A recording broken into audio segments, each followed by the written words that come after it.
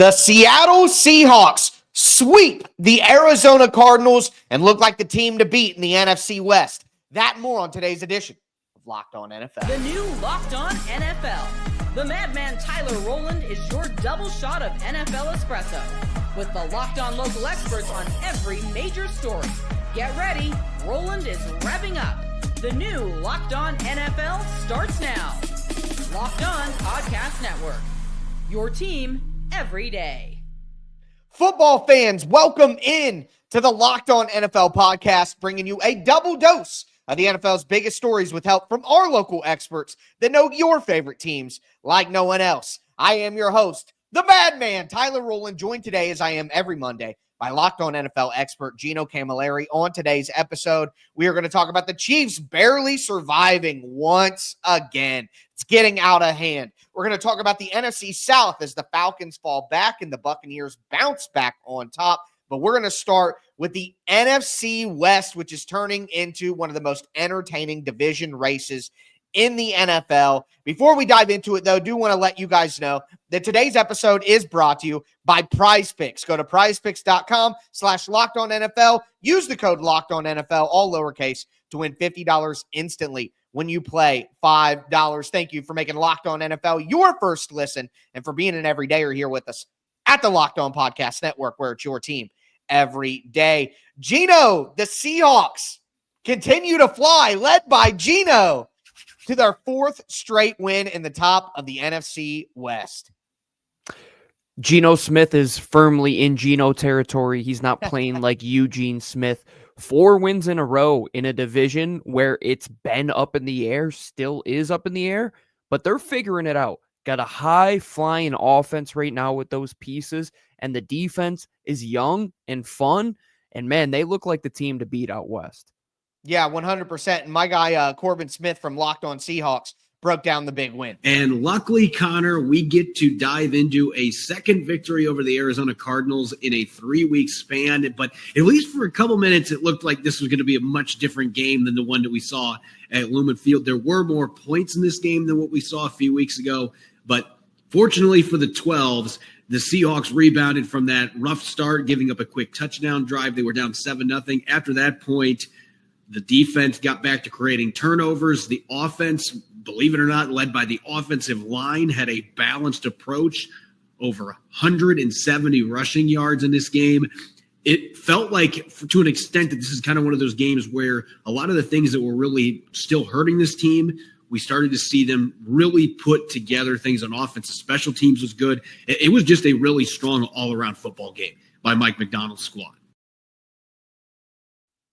The more physical team has won both these matchups in the last 3 weeks. The Seattle Seahawks, like Corbin was saying right there, run for 176 yards on the ground. They were just bullies out there. And coming into this game, I liked Seattle plus 2.5 because I just trusted the players on Seattle's team more. Geno Smith comes up in a big spot. 24 of 30, 233 yards and a touchdown. Again, we talked about Charbonnet, 134 yards on the ground. Jackson Smith and Jigba and DK Metcalf making big catches late. They just have more guys. And you look on the other side of things, Kyler Murray, 2 interceptions, made some mistake plays in the game. And I know my guy Alex Clancy from Locked On Cardinals, he has been looking at this Cardinals team and saying Kyler Murray needs to step up. He needs to play his best football here if they're going to make a run. And this is another week here where Kyler Murray has just not played good enough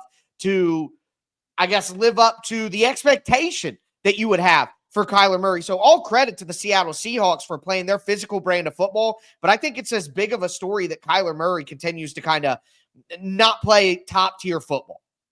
And I think Arizona as a whole is kind of coming back to earth the last couple weeks, a team that might be maybe a year or two ahead of schedule in the whole Jonathan Gannon rebuild, probably closer to a year.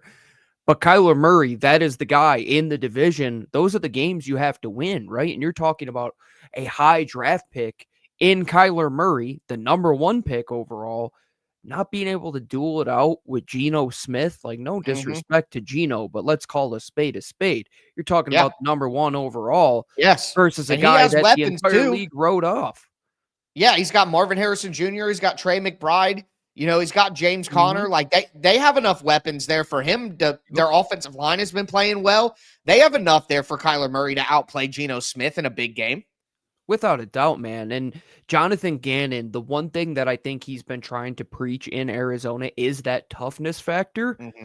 But that Seattle team, that's what they've kind of always been known for good or for worse over the last 15 years.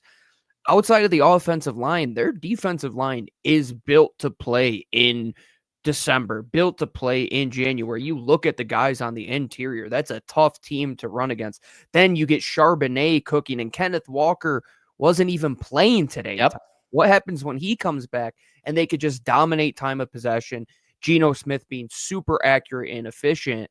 When those teams in the West outside of the Rams aren't looking up to the caliber that I think a lot of people expected, watch out for Seattle, man. That's a scoring team. That's going to be a tough out. You even mentioned the team, the Rams. The Rams get a huge 44-42 victory over the Buffalo Bills today. And you look at the Rams' schedule going forward. Right now, they're only 2-1 in the division.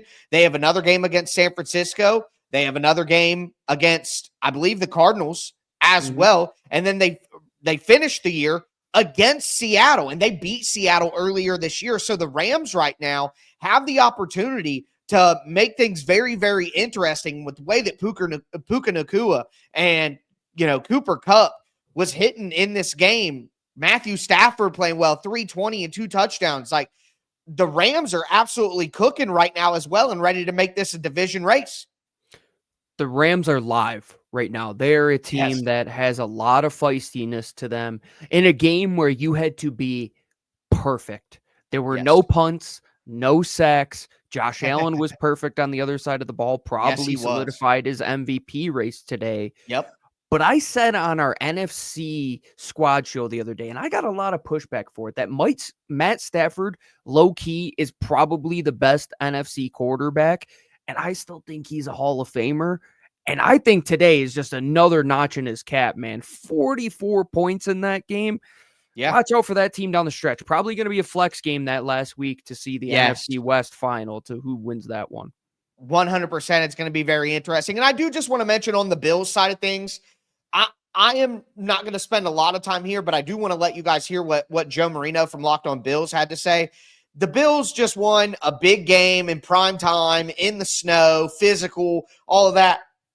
They played well in this game. I'm not overly worried about the Buffalo Bills either. They go play the Lions next week too, and they may lose to the Lions. I'm just not overly worried about the Bills right now. My guy Joe Marino was looking at silver linings in this game. I'll give you a couple of silver linings maybe. You could choose to buy into them or not. You won't hurt my feelings. But some things that are on my mind if I want to find some positive spins on this game. I'll say this. First of all, tip of the hat to Matthew Stafford, Cooper Kupp, Puka Nacua, Sean McVay. They were terrific in this game. They had all the right ideas. They executed. Scheme was good. They outplayed. They out-schemed the Bills. And the silver lining being that's what it takes, right? That's what it takes. The Bills are on the road, and they lose by 2, and the Bills have multiple blunders. Their quarterback, coach, and best 2 players on offense goes off, and the Bills lose by 2. The Bills also rarely lose in December. I think they have 2 losses in December since 2020, both coming in 2021. Maybe a loss in December is not the end of the world. So I'm with Joe there. I just don't think that the Bills are in some spot that's terrible or anything like that. But another division race that we are going to be looking at is the NFC South, where the Falcons continue to fall back and the Tampa Bay Buccaneers continue to get back on track. It's Locked On NFL, part of the Locked On Podcast Network, your team every day. Do want to let you guys know that today's episode is brought to you by Hillsdale College. History, economics, the great works of literature, the meaning of the U.S. Constitution. Did you study these things in school? Probably not. Or even if you did, maybe it's time for a refresher. Time and technology have changed a lot of things, but they have not changed basic fundamental truths about the world and our place in it. Our sponsor, Hillsdale College, is offering more than 40 free, that's right, free online courses, including Constitution 101, the meaning and history of the Constitution, introduction to free market economics, or the Great American Story, A Land of Hope. All of Hillsdale's courses are self-paced, so you can start whenever and tune in wherever. Plus, you can go deeper with readings, quizzes, discussions, or just enjoy the lectures. Go right now to hillsdale.edu/locked-on to enroll. There's no cost, and it's easy to get started. That's hillsdale.edu/locked-on to register. Hillsdale.edu/locked-on. Today's episode is also brought to you by Prize Picks. Look, Prize Picks is the most fun way to play daily fantasy sports, especially if you love watching the game. You're going to love Prize Picks. Again, it's the easiest and most exciting way to play daily fantasy, whether it's football, basketball, any of your favorite sports. Prize Picks makes your holidays bigger and brighter. And right now, you can win up to 200 times your money on Prize Picks. Plus, this holiday season, they're giving away $30+ million in rewards during Pickmas and offering 2 free picks in December. This week, you could look at Travis Kelce to go for more than 70 receiving yards. You could look at Lamar Jackson to throw for more than 250 yards. It's quick, simple, and so much fun to challenge myself and my friends. Download the Prize Picks app today. Use the code LOCKEDONNFL to get $50 instantly after your first $5 lineup. That's right, $50 instantly when you play just $5. It's Prize Picks. Run your game.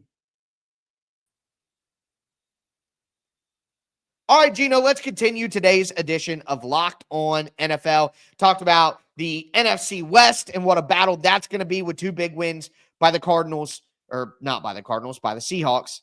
And then the Rams, the Cardinals getting swept by Seattle on a team that we can't quite take too seriously this year. But now we go to the NFC South, where it looked for a while like the Atlanta Falcons were going to hold this thing down. But they have lost 3 games in a row.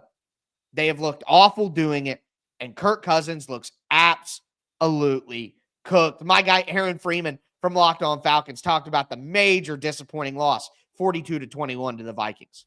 Self-inflicted wounds proved costly for the Falcons in their grip atop the NFC South. I'm Aaron Freeman with Locked On Falcons. Self-inflicted wounds and coverage breakdowns were the difference in the Falcons' 42-21 loss to Minnesota in Week 14. 12 penalties for 127 penalty yards was the most in the NFL this season, as well as 3 turnovers were the difference. The Falcons were able to keep it close for 3 quarters with a 21-21 tie game going into the 4th, but then things got out of hand with the Vikings capitalizing on 2 fourth-quarter turnovers to blow this game out of the water. Kirk Cousins played better, but he'll still get heat for 2 bad interceptions in this game. And with a Bucs win, the Falcons are now in second place in the NFC South at 6-7. For more coverage of whether or not the Falcons will continue choking or bounce back, follow Locked On Falcons, part of Locked On Podcast Network, your team every day. Gino, are they going to keep choking or are they going to bounce back? We have to get to a place where we are done with Kirk Cousins as a National Football League, and I think we are very close to hitting that point. Michael Penix is waiting in the wings. This team has now lost 3 straight, basically has given this division away. Shout out to Tampa Bay. 4 straight, actually. I should have given them one me. more. They've actually lost 4 straight games, so that just I can't downhill, even comprehend how bad it is. And the thing is, you give Kirk Cousins all that money with the expectation that you're competing. Right. It's not that, we drafted Penix, we don't have any other option, this is a throwaway year. No, they were in it to win it. And now you lose 4 straight. Baker Mayfield has resurged in his time in Tampa Bay right now. He's top 5 in all metrics, I think, when it comes to passing. Tampa Bay, with the weapons they have, getting healthier down the stretch, that's the team to beat in the South, clearly. Atlanta, wrap it up. It's all said and done down there.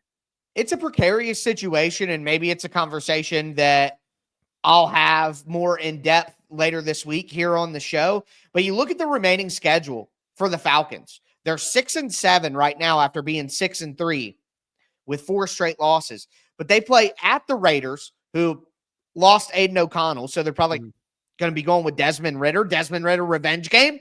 But they're at the Raiders on primetime, Sunday Night Football next week, I think it is, or it might be Monday Night Football next week.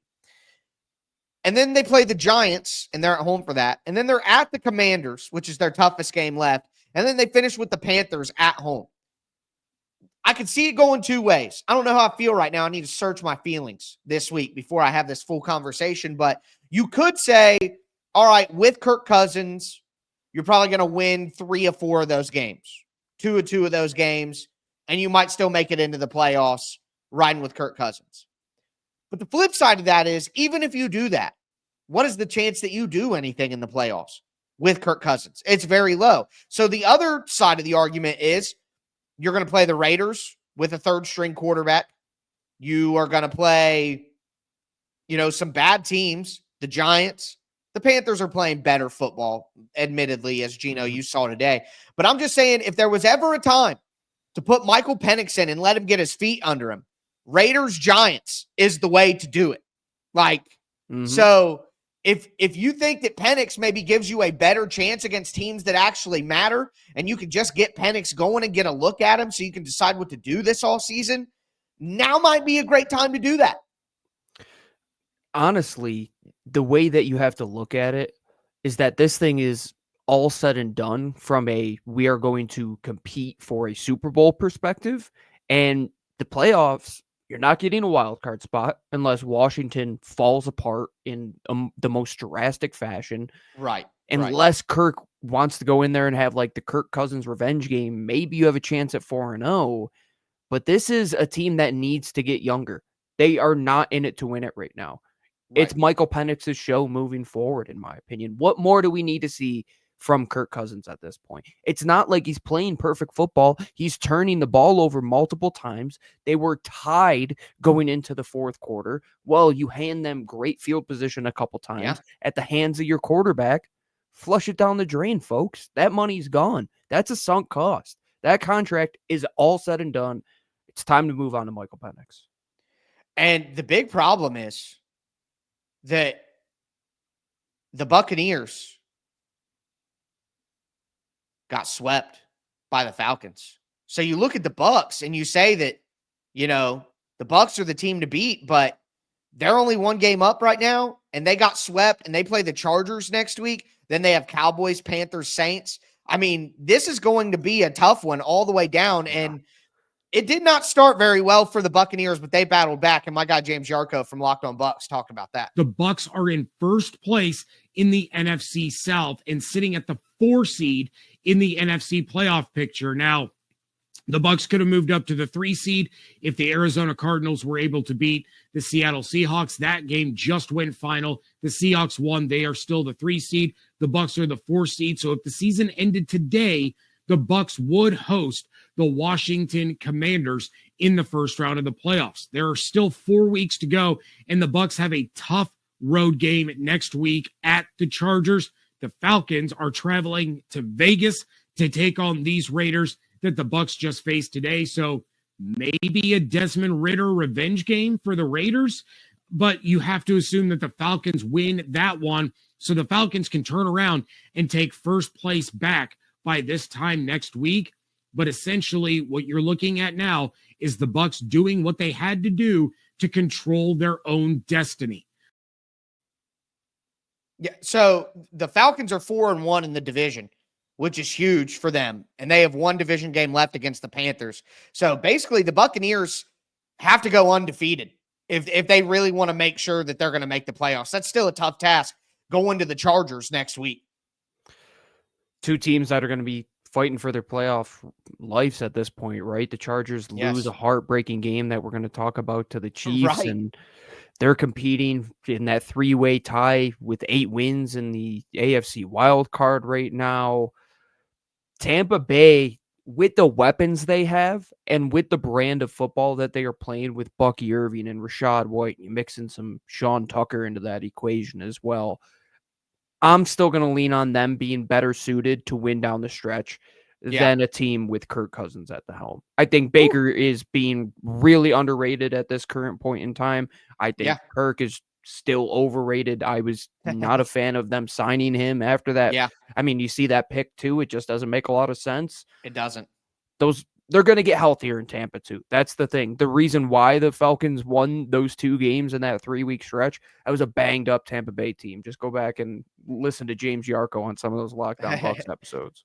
100%. He'd be telling you the truth on what was going on there. But still, nonetheless, it's going to factor in big down the stretch. Those were big wins for the Falcons early on when they were playing hot. Even if they're on a losing streak now, they're still in a great position to turn things back around. But with that being said, you mentioned the Chargers because that's who the Bucs are going to play next week. And the Chargers were so close.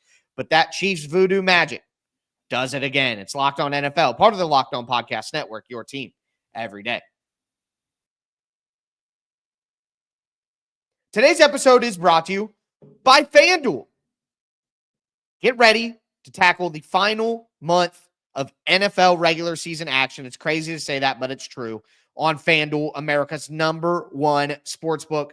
Right now, new customers can bet $5 and get $150 in bonus bets if you win. The FanDuel Sportsbook app gives you everything you need to place live bets on the NFL all in one place. So, when you get a hunch in the middle of the game, you can open up the FanDuel Sportsbook app. You can check out the latest stats. You can view live play-by-play and so much more on the same page where you place your bets. Just visit FanDuel.com to join today. You'll get started with $150 in bonus bets if you win your first $5 bet. That's FanDuel.com. Never waste a hunch and make every moment more with FanDuel, an official sportsbook partner of the NFL. All right, Gino, let's cap off today's edition of Locked On NFL. We talked about the NFC West, the NFC South. Those are the two probably most tantalizing division races in the NFL going down the stretches. It seems like there's kind of more set in stone this year than we're used to seeing this early. There's no middle ground in the NFL this year. You either have terrible teams or you have a bunch of good teams in a league that has been built on parity and having a strong middle class. It's kind of a shocking thing to see. But one team that is definitely standing out from the middle class, very surprisingly, is the Kansas City Chiefs. They just continue to win by one score. I think that's 11 one-score wins. Just a crazy. I think I saw 14 straight one-score wins at one point. I would love to get the stat perfect, but just thinking about the television broadcast. But either way, the Kansas City Chiefs escape again. Another one-score win. They doink in a field goal off the goalpost for Matthew Wright. Mike Tirico from the broadcast said it best. A doink for the division. This is the 9th straight AFC West division title for the Kansas City Chiefs. The last time somebody else won the AFC West, Patrick Mahomes was still in college. So that just tells you how long Andy Reid has been dominating in that division. But I just continue to go back to this. It looks ugly. They look like they're going to lose. Everybody wants them to lose, and they just keep winning. I know that you want to see teams play better football than this, but Gino, at the end of the day, it's Patrick Mahomes until it isn't. And I still have them as the favorites to go to the Super Bowl in the AFC. This is truly a week-to-week league. You just have to win these football games, man. Just win the games. I think you're seeing the lack of parity come down to exactly that. You're figuring out that the bad teams are losing these close games and the good teams are winning these close games. Yes. And call it whatever you want to. Somebody's sitting in the back of a room somewhere in the middle of Kansas City and they had a curse put on this team for the better and they're able to get all the black magic going in their direction. Right. They set themselves up to win football games. It's as simple as that. They're always in a position where they are not going to be on the back foot and they are going to have a chance to win. And that's what good teams do. Andy Reid hasn't won the division 9 straight times for no reason. It's not handed to you. And if you aren't at the point where we were back in the dynasty of the Patriots, where you just say, well, it's the Patriots. Well, it's the Chiefs. That's just how it goes in this day and age. When it comes to the playoffs, those are the bounces that you're going to have to get, though, man. A doinking in for the division. Yes. Come on. You couldn't have scripted that any better. Situational football. And Kansas City is just so prepared to handle situational football. And I think nothing proves that more than the final drive. 4 minutes and 35 seconds, they take it all away so that you don't have a chance to go down the field and get the game-winning score. You don't even have that opportunity. They just played it so well. And that final third down where Dayon Henley, who is just a fantastic linebacker for the Chargers, is coming head on at Patrick Mahomes. No chance. And Mahomes just sideswipes him, dumps a little easy pass that anybody could make to Travis Kelce, who just grabs it and falls down to his knees. We got the first down we needed. We can run all the time out and take the field goal now. Like, it's just, they're cool as a cucumber, man. Or shout out to, I don't know. I'm losing my train of thought here. Patrick Mahomes made me duck dive and miss there, but he just always gets it done, man. They're so poised. They're so calm. Oh, shout out to Stuart Scott. Cool as the other side of the pillow. Go. That's where I was going. Finally came back to me there. But yeah, that's Patrick Mahomes in a nutshell. He just gets the job done. He never needs the mobility until he needs it. And then you're cooked. It's got to be debilitating. And on the side of the Chargers, it's a tough loss. And Locked On Chargers talked about just not being able to get over that hump. It's my guy, Daniel Wade. The Chargers were so close to getting that first statement win under Jim Harbaugh in Arrowhead, but once again, it slipped through their fingers. This is Daniel Wade here from Locked On Chargers, and the most disappointing part of the Chargers' 19-17 loss to the Chiefs is just coming so close and coming up short once again, this time literally having a ball doink off the upright and in for the game-winning field goal as time expired. But for the Chargers, they were unable to overcome getting shut out in the first half offensively. They scored every single drive in the second half and were still unable to win this game. Hopefully, they can take some positives away from some things they figured out in that second half with no Ladd McConkey, but the defense, man, they were masterful. They did so good, but on that last drive, we're just unable to come up with a big play on third down to get them off the field and secure the win. But Chargers come up short once again, and they'll have some work to do to ensure a playoff spot. But for the full game breakdown, make sure to follow the Locked On Chargers podcast, part of the Locked On Podcast Network, your team every day. The Chargers are a good team, but they need more weapons on offense. I mean, they needed more weapons on offense before Ladd McConkey was out, but without him, it's even more obvious. They just need a little bit more to help Justin Herbert out there. They're not quite ready yet. That's the story of Justin Herbert's career in a nutshell. He's right. Just never a guy who has the weapons when he needs them. I think that was a very, very big statement from Jesse Minter on the defensive side of the ball in what he did against Patrick Mahomes. Yeah. Because that's a brand new staff in there. That staff, I think they were brought in with one goal in mind. It's to make sure Patrick Mahomes has as little amount of success against this team as possible. They got him to the doorstep. That's a very good step in the right direction for a Chargers team that after Brandon Staley left, it was up in the air. Harbaugh's got them moving in the right direction. I still think under duress and without the weapons, Justin Herbert looked damn good tonight, man. And they can run the football. They got two hard-nosed tackles. Who's going to win the 5 seed in the AFC wild card right now? You got the Ravens, you got the Chargers, you got the Broncos. They're all just sitting there and nobody wants to go and claim that thing. Yeah, I think ultimately it's going to end up being the Ravens is what I would see happening. And then that would make them play the winner of your Texans, probably. Division, yeah. Yeah. Somebody in the AFC South who doesn't really deserve it. Yeah, it'll be probably the Texans, I would imagine. And, I think the Ravens beat the Texans again, and then they move forward.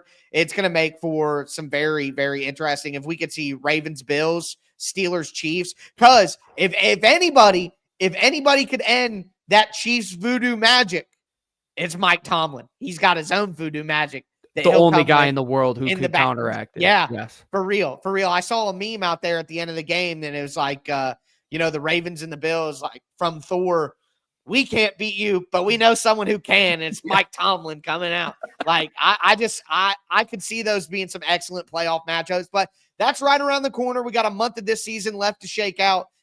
Be interesting to see, especially in the divisions we talked about to start, the NFC West and the NFC South, who comes out of there with things in the AFC seemingly wrapped up other than seeding. If you really look, I don't see the Dolphins or the Colts finding a way to get back into it. So it will be very interesting to see how things shake out ultimately in the seeding and the matchups in the AFC and those divisions and the NFC. But that's going to do it for today's week 14 already. Recap edition of the Locked On NFL podcast. Make sure that you get subscribed. Stay subscribed. Check out the afternoon edition of Locked On NFL with Tony Wiggins in the barbershop. For me, the madman, Tyler Rowland, and my co-host, Gino Camilleri, that's going to do it for us today. And as I tell you every episode, stay safe out there.